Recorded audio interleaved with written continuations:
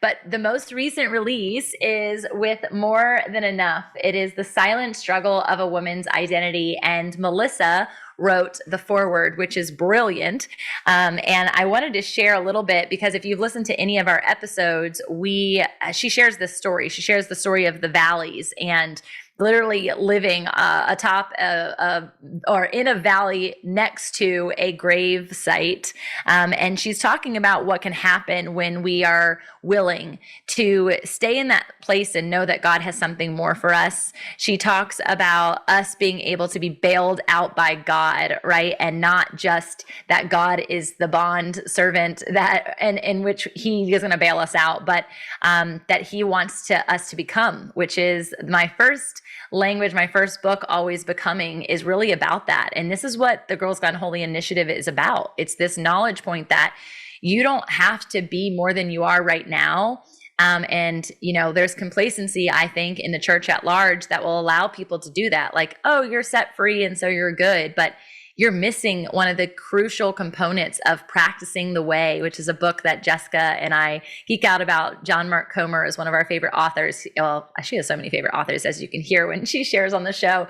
She's got her whole library around her. I do too, but John is one of my favorite pastors and specifically prophetic voices over our generation. And it's this invitation of discipleship, right? Like, to be a disciple, you have to be discipled.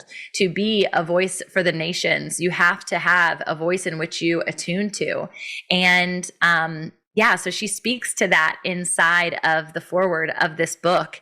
And I want to say two things. One, I'm going to read specifically from it. And she says that this book is a banner of freedom for women. This book is a stake in the ground for women to embrace all of who they are and who God has commissioned them to be. This book will release that to you. And so acknowledging the fact that we as women take on so many titles, and I've mentioned a ton since I've been on this particular podcast, right? But ultimately, this book is breaking that down. It's breaking down the silos of these individual hats.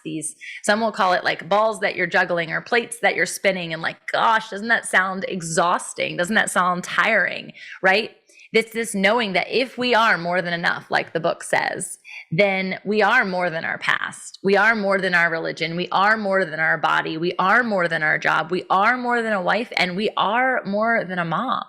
And while some of those roles, I'm specifically thinking of wife and mom, are like huge honors. I mean, they're wild gifts. They are such a huge element of my becoming journey. Without them, I wouldn't be who I am today. And yet at the same time, God sees me as even more, because in all of this, he sees me as a daughter. And if I just get to be that version of myself every single day, I show up with so much more grace for myself, so much more creative anticipation, so much more play in my spirit. And when we talked about the values of this show at the beginning, that was one of them. Like, we just love to have fun. We just love to enjoy one another. We just love to relish in the wonder and the awe of what God is doing. And if we do it as a collective whole rather than an individual entity, we get to show up as a whole segment of who God is.